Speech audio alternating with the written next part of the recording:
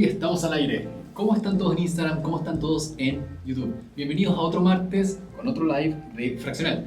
Hoy día vamos a hablar de cosas muy interesantes y acuérdense, esta es la oportunidad que tienen de hacer todas las preguntas que tengan sobre la plataforma o de participar del debate sobre un tema muy chulo que salió hoy día. Todo el mundo está hablando de Venezuela y la relación de Trump con Groenlandia y anda a saber tú qué cosa más. Pero han aparecido dos noticias sobre el mercado inmobiliario americano durante esta semana que yo creo que vale la pena que comentemos.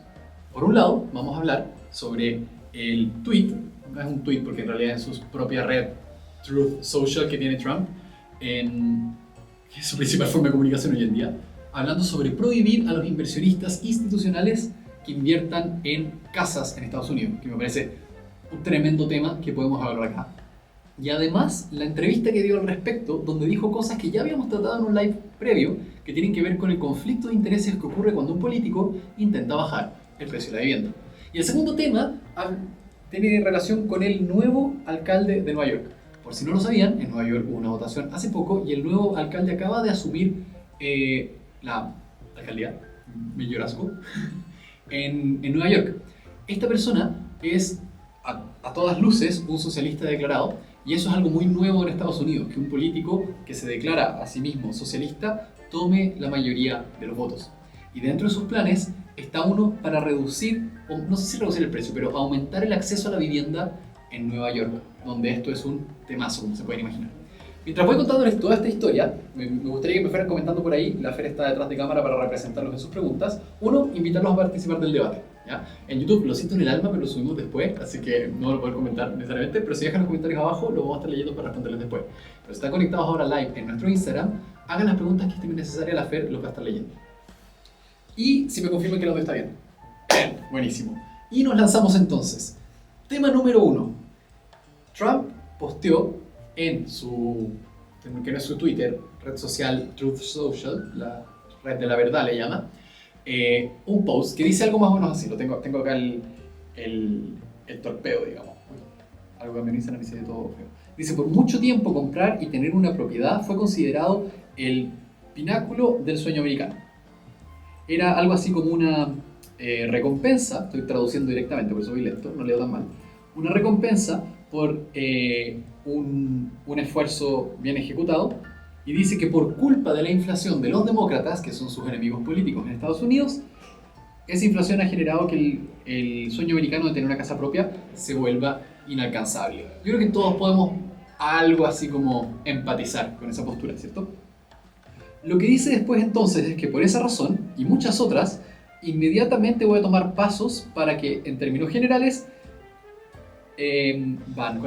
prohíba a los inversionistas institucionales invertir en casas, single family houses, casas unifamiliares en Estados Unidos.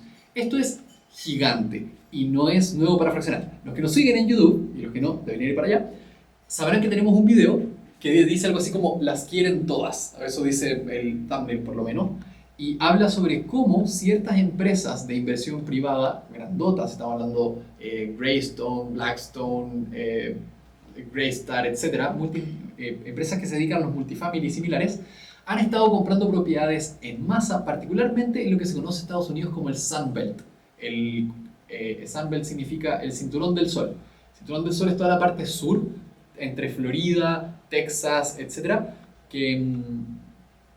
que tiene clima cálido en el sur de Estados Unidos. Bueno, en todo ese sector, estas empresas de inversión inmobiliaria han empezado a comprar casas y la teoría que se maneja en el mercado, que no sé si tiene tanto sustento numérico, es que ellos son los que le están subiendo el valor a las propiedades. Entonces, ¿qué es lo que iba pasando? No solamente han ido comprando casas, sino que además, a medida que se van haciendo de barrios completos, algunos especuladores han preferido dejar las casas desocupadas con tal de subir el valor de las rentas y luego, cuando las rentas se estabilicen en un valor más alto, empezarlas a liberar de a poco, dado que tienen bolsillos suficientemente profundos para manejar el mercado de esa manera. Yo quiero dejar un asterisco al borde de estas declaraciones porque yo creo que el problema es un poquito más profundo que eso. Pero no se puede negar que la mayor disponibilidad de capital en un mercado, es decir, la entrada de empresas financiadas por medio de Wall Street para poder comprar propiedades, siempre va a ponerle presión al mercado. Y no se puede negar que ha habido personas que han estado tratando de comprar una casa y ha aparecido uno de estos compradores institucionales con bolsillos más profundos que los ha sacado del mercado porque puede ofrecer más por la misma casa. Y un vendedor es poco razonable que le pidamos que no acepte más si se le ofrece más. Ahora, ¿qué implicaría para el mercado inmobiliario americano que esto efectivamente operara de esa manera? Yo creo que Trump nos ha enseñado a todos nosotros con su actuar en el último tiempo que si dice que va a hacer algo, suena como que lo va a hacer, ¿o no, Fer? Lamentablemente en el último tiempo, cada vez que se le ocurre, disculpen, alguna locura a Trump la termina haciendo, así que quizás podríamos suponer que esto es algo que se podría materializar. Yo creo que lo que tendería a pasar es que la gente se daría cuenta que el efecto de estos inversionistas tan demonizados no está grande. La última vez que miré los números, creo que ya representaban el 2% de la demanda. Ahora, si casualmente uno está tratando de comprar una casa en uno de esos barrios donde hay intereses de Wall Street por invertir y idealmente para ellos subir el valor del sector por medio de manipulaciones, claro, para uno como comprador de ese sector se puede sentir algo muy duro, muy evidente, muy apuntable. En general, cuando hay movimientos en los mercados a la gente le gusta buscar enemigos, como que fuera culpa de alguien. Pero lo que me ha enseñado estos 10 años que llevo estudiando el mercado inmobiliario es que nunca es una sola cosa, nunca es un solo comprador. Incluso si Blackstone, BlackRock y todos los demás pusieran toda la plata que tienen a disposición para hacer eso solamente, probablemente no sería suficiente para realmente afectar el macro mercado inmobiliario de Estados Unidos. Si uno se fija en las cifras que muestran cómo ha subido de valor la vivienda alrededor del país, Estados Unidos y el resto del mundo, es el primer argumento. No solo pasa en Estados Unidos y Blackstone solo compra en Estados Unidos, entonces probablemente no es ese el motivo.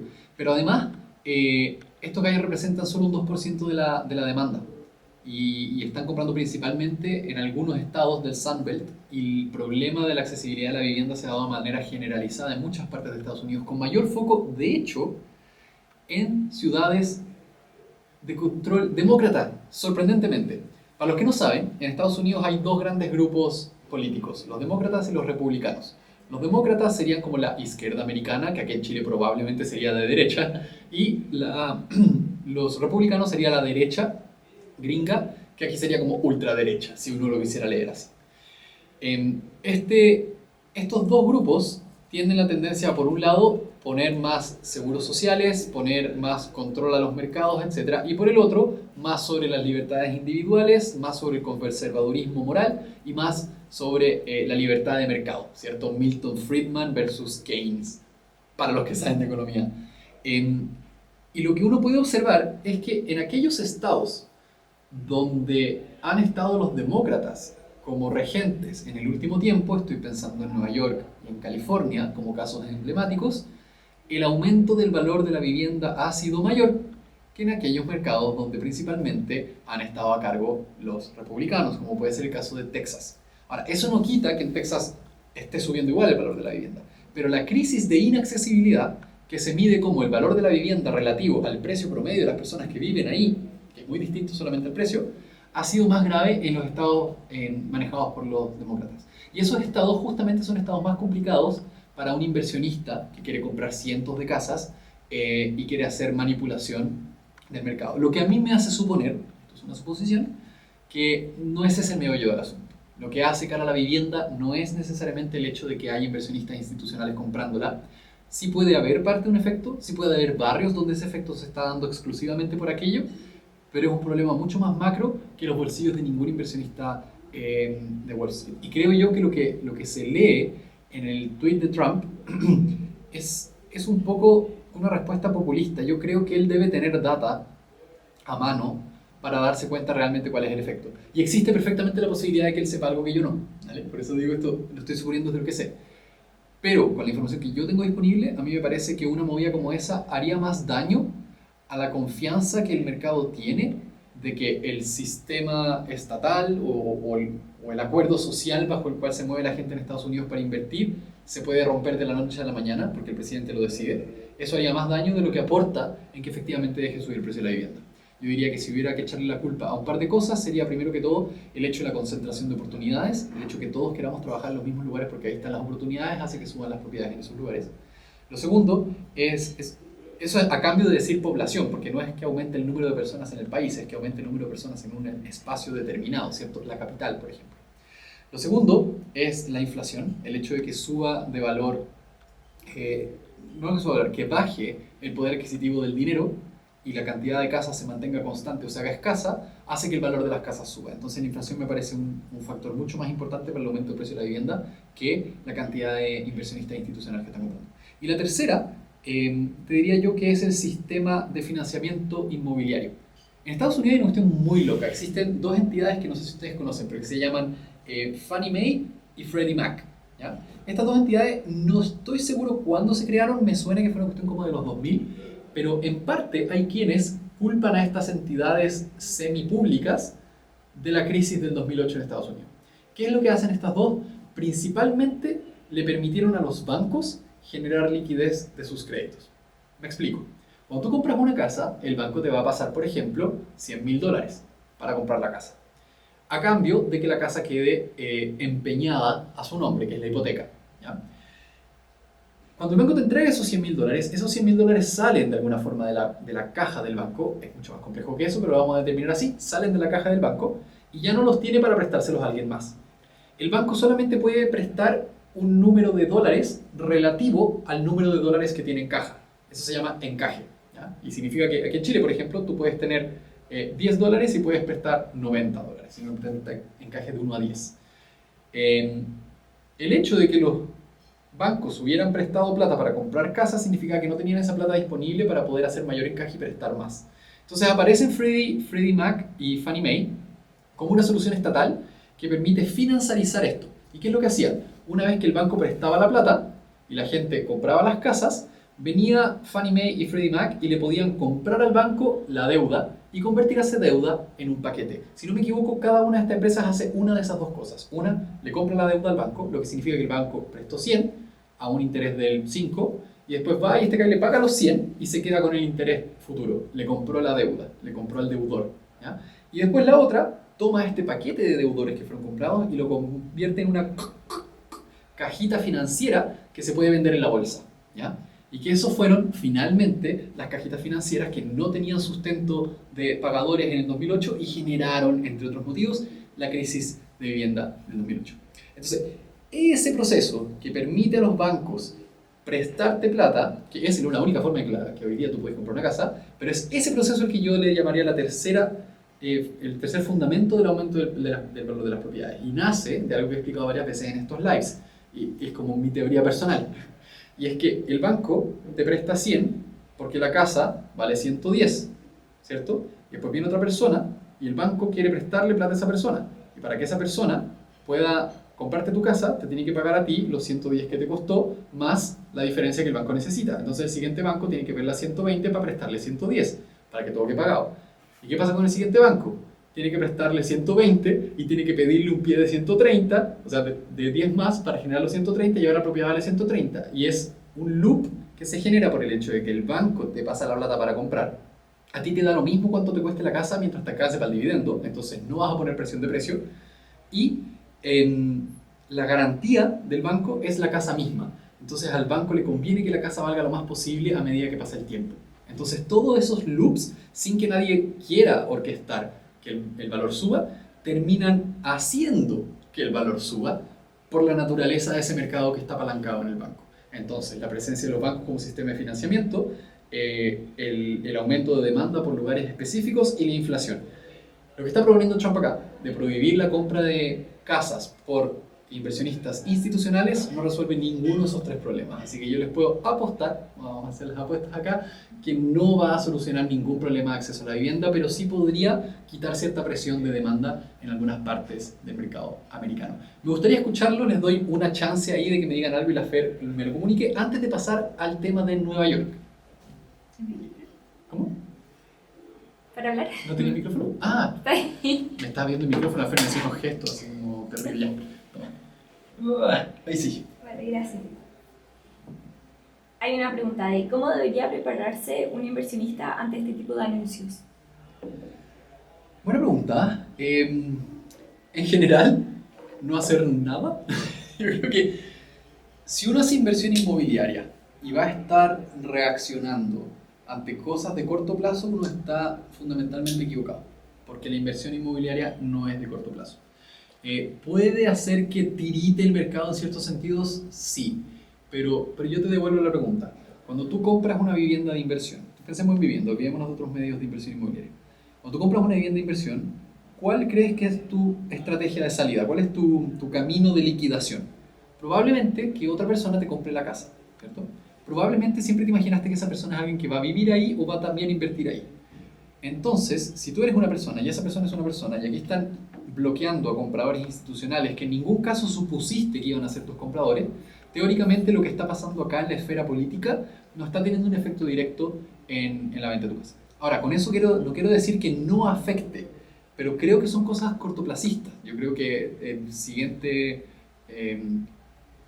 ciclo político en Estados Unidos quizás ya no salga un republicano, quizás salga un demócrata y después esta cuestión se revierta. Anda a saber tú qué ajustes se hagan o qué deal cierren debajo de la mesa los inversionistas de Wall Street, ¿cachai? Entonces, como no sabemos tomar decisiones de corto plazo en inversiones que son intrínsecamente de largo plazo, es un error por sí mismo.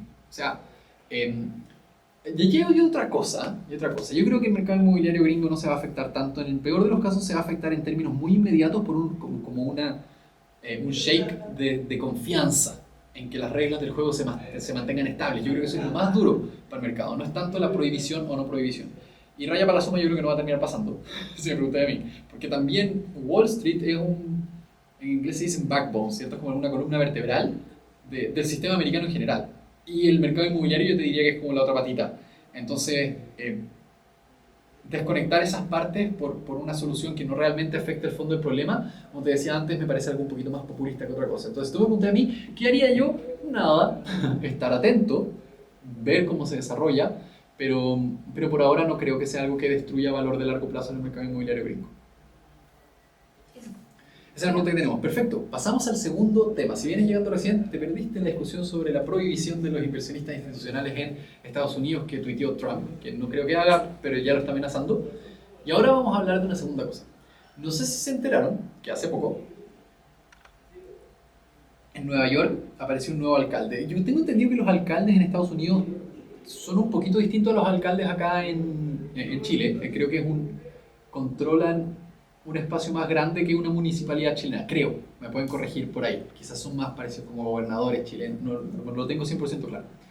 Pero el hecho de que saliera este alcalde en Nueva York fue un tremendo revuelo político y mediático en Estados Unidos, les explico por qué.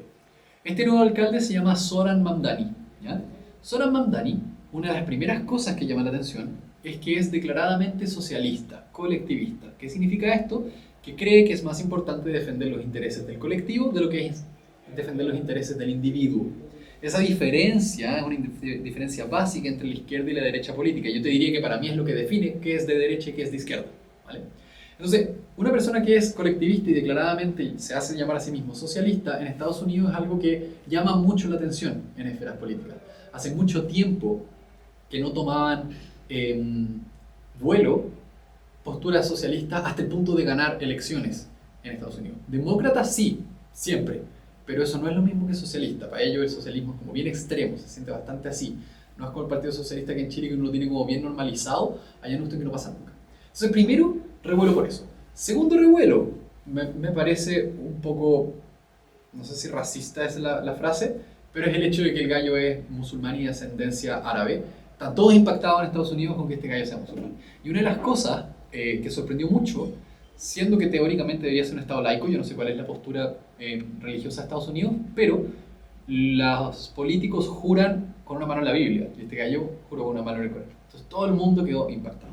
¿Y cuál es la última chopada del mate de este Zoran Mamdani en Nueva York, que termina de sorprender al mundo y nos importa acá en Fraccional porque afecta el mundo de la vivienda? Es que su asesor de vivienda hizo saber al público que tenían un plan para hacer más accesible la vivienda en Nueva York. Yo no sé si lo saben, pero yo creo que se imaginan que en Nueva York es súper difícil arrendar. Partamos por ahí. Lo que quizás no se imaginan es que a pesar de que es muy difícil arrendar, está lleno de departamentos vacíos. ¿Ya? Es algo un poco intuitivo.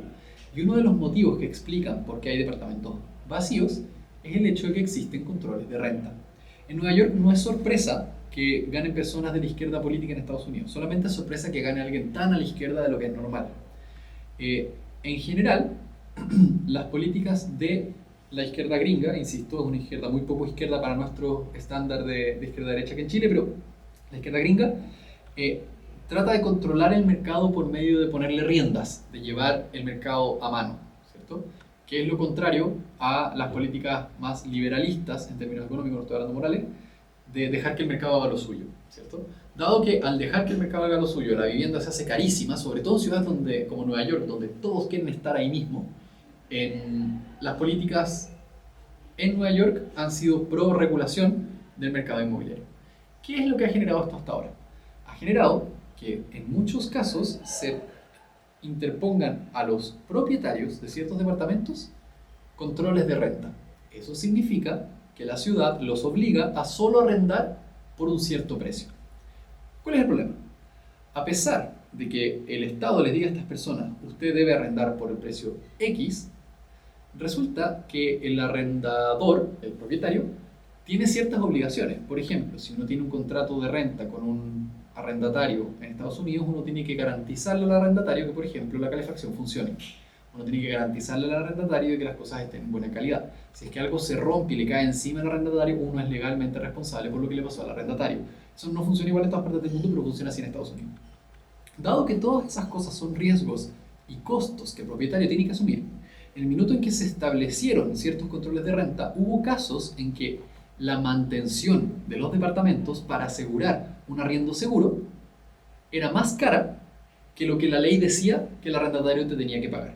Entonces, para estas personas, que muchas veces habían heredado el departamento de muchas generaciones atrás y no necesariamente tenían bolsillos particularmente profundos y vivían de la renta, de repente ya no les hacía sentido arrendar el departamento porque los costos propios de los impuestos, de las contribuciones, de la mantención, de la calefacción, de aquí y allá, cosas que tienen que garantizar por obligación, eran mayores que lo que pagaba el arrendatario. Entonces, más fácil es dejar el departamento vacío porque por lo menos no me tengo que preocupar de mantenerlo. Y eso ha generado un amplio deterioro en la calidad de muchas de las viviendas dentro de Manhattan, particularmente, y también a los bordes de Nueva York cruzando el río. Y además ha generado que a pesar de que hay mucha necesidad de vivienda, haya mucho departamento vacío, por el solo hecho de que el Estado tomó la determinación de controlar cuánto se podría cobrar por ello. Entonces, un poquito de manera contraintuitiva, hiciste la vivienda más asequible para el arrendatario, pero la hiciste finalmente más escasa, lo que significa que aquellos que están obligados a cobrar poco simplemente prefieren no entregar el servicio.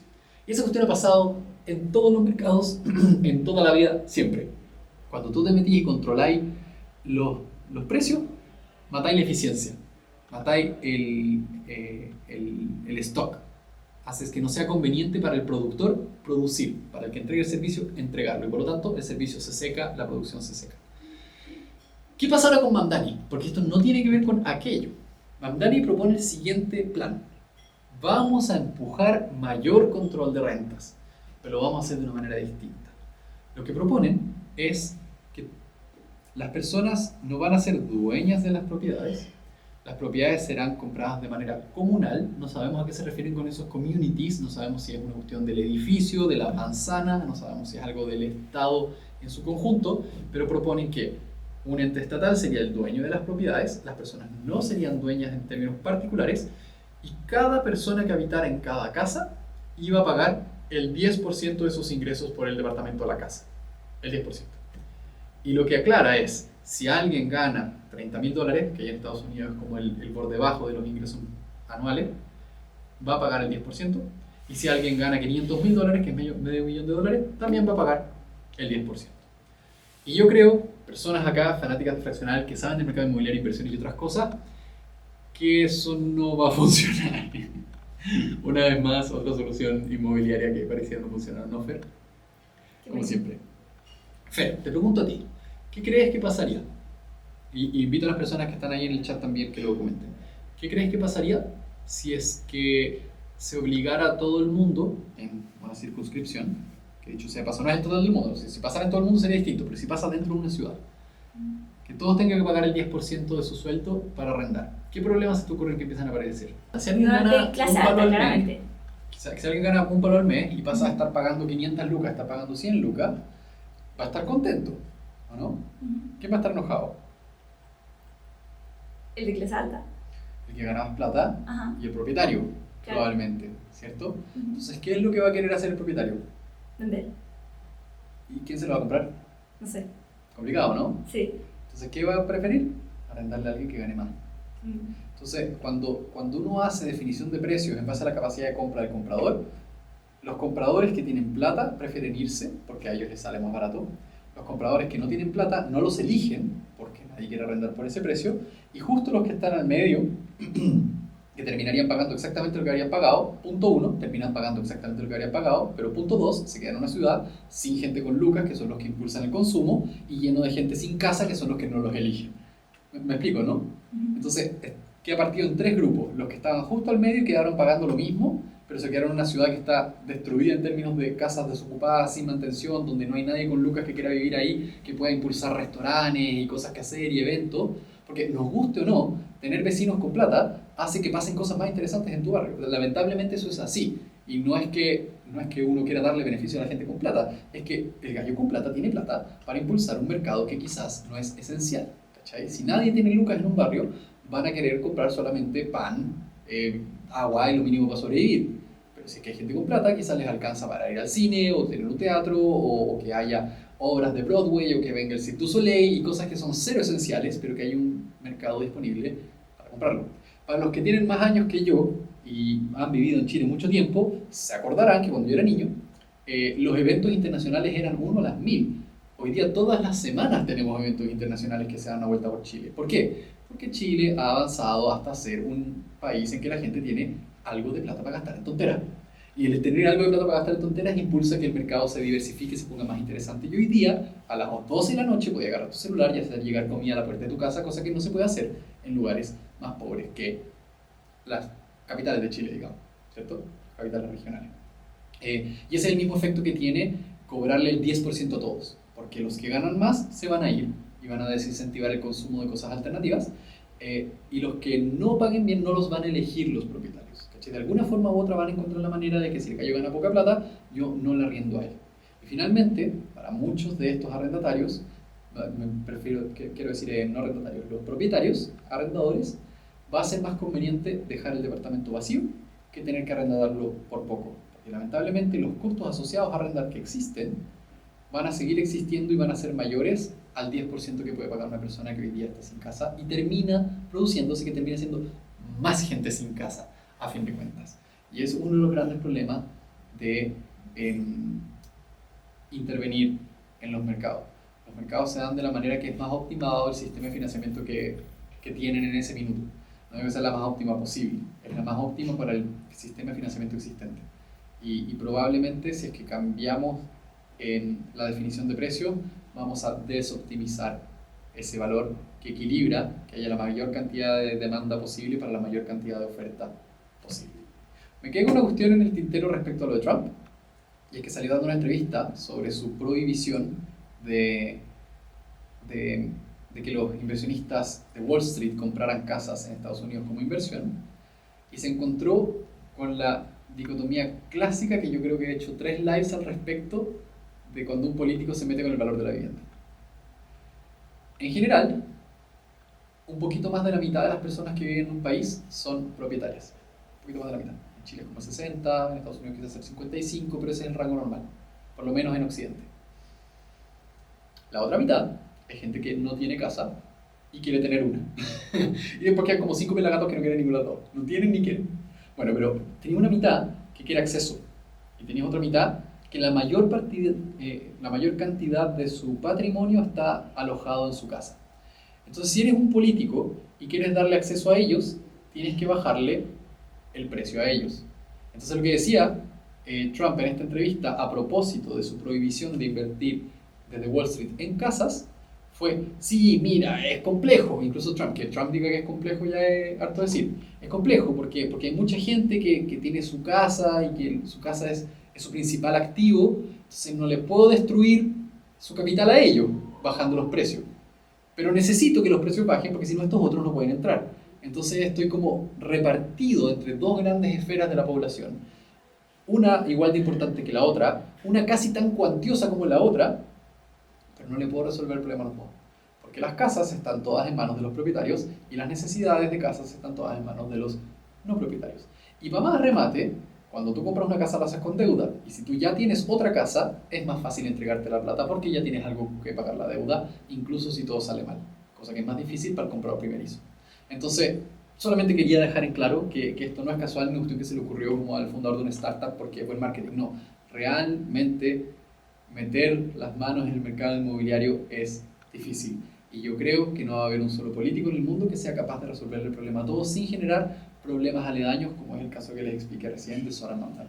Creo que con eso puedo cerrar mi monólogo. Los invito a comentar todo lo que quieran sobre ese tema y evidentemente les dejo abierta la puerta para que hoy sea el día en que aclaran sus dudas de fraccional, cosas sobre proyectos en particular, cómo funciona la plataforma o todo lo que quieran saber. Aquí estoy disponible para responderles durante la próxima media hora.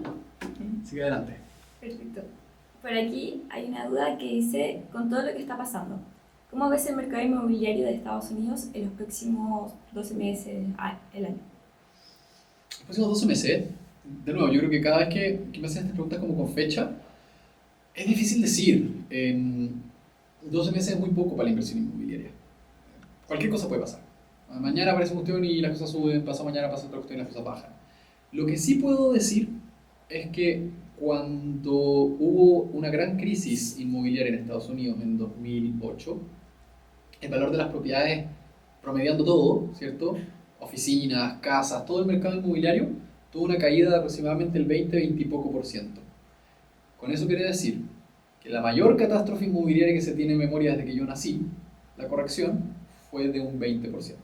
Ahora eso no quita que hubo mucha gente que se quedó sin casa, sin pan ni pedazo, una cuestión atroz, que no, ojalá no pase nunca más. Pero como inversionista, que uno está fuera del mercado, y a menos que algo te obligue a vender la propiedad en el peor momento, la verdad es que un 20% es algo que después de unos años se puede recuperar y las propiedades suelen ser activos productivos. O sea, el comprar casas o departamentos, si estos se arrienden, generan plata todos los meses, suban o bajen de valor, porque hay alguien que los arrienda. Si para que hubiera grandes daños al mercado inmobiliario en su conjunto en Estados Unidos tendrían que pasar cosas bien catastróficas. Tendrían que haber guerra de Estados Unidos, pero en Estados Unidos. Todo eso podría destruir el mercado inmobiliario. Podría definirse que las tasas de interés van a ser ya no un 5 o 4%, sino que de un 50%, como creo que fueron alguna vez por ahí por los 70, no tengo idea exactamente el dato. Esas cosas sí podrían tener un efecto más macro. Ahora, si tú me preguntaras qué expectativas tengo yo para los mercados gringos que pudieran afectar al inmobiliario durante este año, yo creo que 2026 va a ser el año de la corrección en los mercados en general. Llevamos un buen tiempo, y no tengo cómo saber, es una tinca, ¿ya? Para que no tomen decisiones de inversión en base a eso. Pero mi tinca es que llevamos un buen rato alineando ciertos ciclos económicos. Hoy día no es casual que estén como explotando en valor los metales preciosos, no es casual que estén explotando en valor las tecnologías y no es casual tampoco que particularmente las criptomonedas no estén siguiendo ese patrón, lo que habla de una tendencia como hacia la seguridad.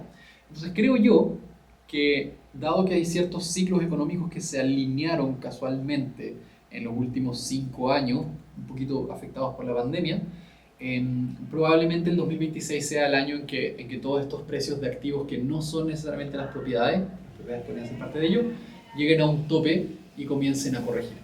Cuando esas cosas cíclicas ocurren en el mercado americano, normalmente ocurren en cierto orden y normalmente las propiedades hacen peak antes. O sea, primero las propiedades llegan arriba, luego llegan arriba, por ejemplo, los commodities, cosas como el oro, etc. Luego llegan arriba cosas como las acciones y luego llegan arriba cosas de las criptomonedas. ¿Por qué? Porque las personas que están en las cosas más seguras llegan a ganar tanta plata que la oportunidad dentro del mundo seguro ya no le queda tanto espacio para crecer. Entonces sacan la plata y la meten, y esto es algo macro, no una sola persona pensándolo así, la plata que se ganó acá empieza como a transcurrir a otro nivel de seguridad y se meten en el oro, en la plata, etc. Los commodities, el cobre. Hoy día el cobre está subiendo mucho.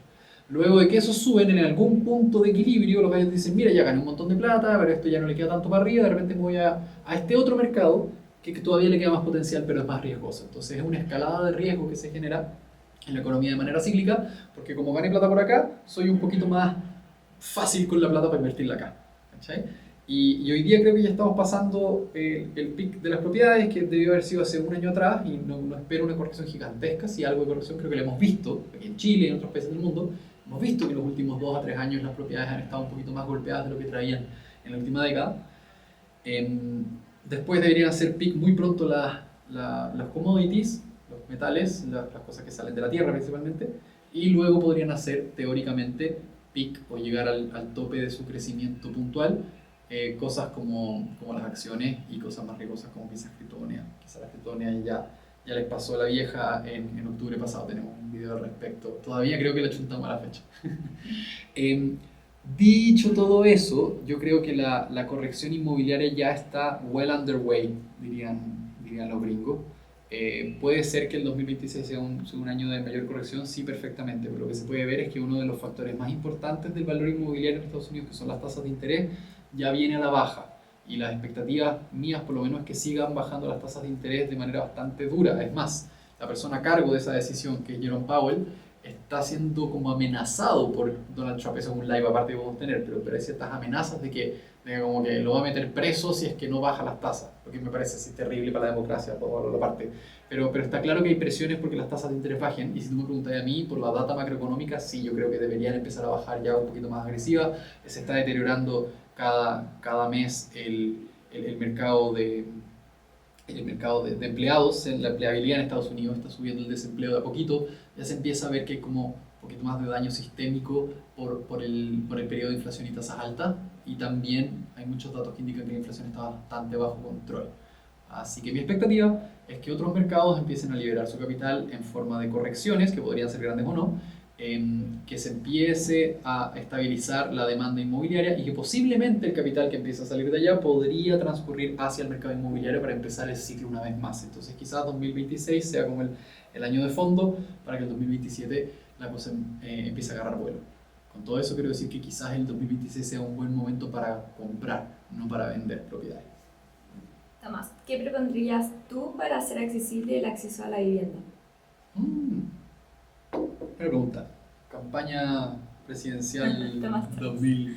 Yo sería ministro de Vivienda feliz. Si hubiera alguna persona con arrastre político que confiara en mi capacidad de gestión, me encantaría ser ministro de Vivienda. Creo que podría feliz aprender, no hoy día. Hoy día yo creo que tendría que empezar 30 años a aprender muchas cosas más, pero una cuestión que me encantaría hacer, creo que llevo suficiente tiempo estudiándolo y una pasión suficientemente profunda para mí como para seguir haciéndolo por varias décadas más.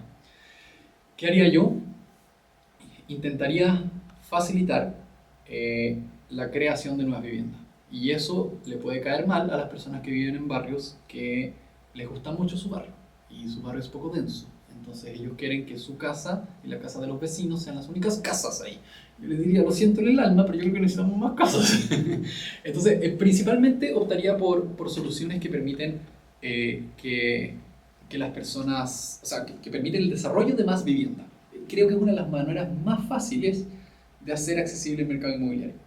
Lo segundo, bajaría los tiempos y los requisitos en muchos ámbitos, no en todos, de lo que se necesita para poder crear un proyecto de vivienda, ¿ya? O sea, paso 1, que se puedan hacer más viviendas. Paso 2, que las que se hagan se puedan hacer más rápido, ¿ya? Hoy día, uno de los mayores problemas es que constantemente se les han ido sumando estudios que tienen que hacer los desarrolladores con tal de no dañar la ciudad a su alrededor. Y no digo que tengan que dañar la ciudad, ese es el equilibrio delicado, pero hoy día hay que hacer un estudio vial, un estudio de agua, un estudio de aquí, un estudio de allá. Si nosotros pudiéramos hacer que esos estudios fueran así, pero pum, pum, pum, pum, salieran así, pero rapidísimos, con data muy clara, sería más eficiente la construcción de proyectos. Los proyectos podrían salir más rápido. Para un proyecto, salir antes de tiempo es más valioso que salir a mayor precio. Los que tienen fracciones en proyectos sensibles al tiempo quizás lo saben. Los flipping, por ejemplo. Un flipping que dura 12 meses, si salen 10 meses la rentabilidad es mucho mayor que si se vende un poquito más caro, ¿ya? Y es una cosa que es posible si es que los permisos son más simples. Los flippings son un mal ejemplo porque no requieren tanto permiso. Pero construir un edificio para traer departamentos a la ciudad, para que cientos de personas encuentren disponibilidad de propiedades para comprar, podría perfectamente hacerse bastante más rápido, un año menos. Si tan solo mejoráramos los sistemas de permisos, que insisto, no significa construir sin permiso, significa hacer más eficientes los sistemas por los cuales los permisos se obtienen. En Estados Unidos se tienen que obtener más permisos que en Chile para construir, pero en Estados Unidos tienen plazos, se cumplen. fijáis? Entonces con eso estás logrando que, por un lado, haya más vivienda en lugares donde hoy día los planes reguladores no permiten construirla y se necesita. Y por otro lado, que la vivienda que se construya lo más rápido posible. Yo creo que esos serían como los dos caballitos de batalla y puede haber varias maneras de hacer que esas cosas ocurran. Pero a mí me parece que en la política pública en general hay mucha conciencia social y muy poco conocimiento técnico. Particularmente para algo tan técnico como el mercado inmobiliario. ¿Cachai? Y si pudiéramos tener decisiones sobre mercado inmobiliario y políticas públicas al respecto un poquito más tecnocráticas, de personas que saben sobre la tecnología o la técnica propia de esos mercados, creo que podríamos tener soluciones mucho más eficientes. Hay algunos casos interesantes. En Viena, por ejemplo, se han hecho intervenciones estatales y existe un control de renta que aparentemente funciona bastante bien, del cual se podría aprender, y no algo un poquito más desfachatado como lo que yo creo que está proponiendo Mamdani en Nueva York. Espero haber respondido. ¿Alguna otra pregunta? Hay preguntas sobre fraccionar. Sí, claro. Adelante. Vamos a comenzar con Hernán. Ahora que el dólar bajó a 880, si compro alguna fracción internacional, ¿se toma el valor del dólar al precio que la propiedad se compró? Buena pregunta. Hay dos caminos acá. ¿Ya? En fraccional existe el mercado primario, no lo llamamos así, en realidad es como las campañas de financiamiento. ¿Vale? Durante las campañas de financiamiento, por lo menos hasta ahora, tú tienes que pagar un precio de dólar fijo. Eso tiene que ver con la SPA que está detrás, en que todos los socios tienen que entrar por el mismo valor de acción. ¿Vale? Entonces, lo que hacemos es que decimos, ya, se va a construir esto y se necesitan $100.000, el dólar va a valer 9.50. Y la gente dice, chuta, pero es que el dólar está a 9.30. Y yo, sí sé, pero es que tuvimos que hacer un forward con el banco y nos cobran 9.50, tienen que ser 9.50 por la SPA. Entonces, cuando tú inviertes en una campaña de financiamiento, en vivo e indirecto, en dólares, como el caso de Suba, estás pagando el dólar que está publicado ahí y sale abajito. Cada dólar va a estar comprado por 900x pesos. El mercado secundario es otra historia. En el mercado secundario, la SPA ya se creó, el capital ya se contabilizó y ya se le dio un valor de constitución a las acciones con un dólar fijo en ese minuto. Pero una vez que entra la propiedad del mercado secundario, se tasa al dólar del momento. Entonces, la propiedad en sí misma, la verdad es que no le importa el peso, no se da cuenta si sube o baja, solo está en dólares. Pero el usuario que en Chile, que lo tiene seteado en pesos, ve que ese dólar sube y baja desde su punto de referencia. Entonces, cuando esa persona vende, puede haber comprado, y ha pasado, hay gente que se enoja y hace la pérdida, ¿cierto? Esto es muy típico del inversionista, que comete el error de que cuando ve que la cuestión baja, vende. Y lo único que hace es como hacer efectiva esa pérdida. Pero bueno, hay muchas personas que por necesidades, que también pueden ser muy legítimas, están vendiendo unas fracciones por un precio menor al que la compraron, porque compraron a $950 y hoy día están vendiendo a $890. Entonces en el mercado secundario sí, estás comprando al valor del dólar, no del momento de cuando compras, del momento en que el compadre hizo la oferta. Entonces si una oferta lleva una semana en la plataforma esperando que alguien la compre, ese valor del dólar es el de esa semana atrás. Entonces queda congelado el valor del momento en que el gallo apretó el botón de que quiero vender. ¿Por qué se congela ese número? Porque eso permite que el gallo que posteó antes, si es que la propiedad sube de valor, su venta es una oportunidad más tentadora que el que posteó después. Por lo tanto, técnicamente el mercado por sí solo privilegia esa venta, de manera que los más antiguos se vendan primero. Ese es el motivo. Pero entonces, en el mercado secundario sí estás comprando al dólar, al valor de dólar real, en el momento en que el gallo puso a la venta las fracciones. Hace poco, creo que ayer, soltamos en la plataforma un valor de referencia. Entonces entras al mercado secundario, te sale la lista de vendedores y te dice precio por fracción y te va a dar una referencia, 400 pesos. Y abajo tú puedes ver que un gallo está vendiendo 399, 398, 401, etc. Dependiendo del momento en que apretó el botón de vender. Espero haber respondido. Si no te respondí, por favor, házmelo saber. Buenísimo.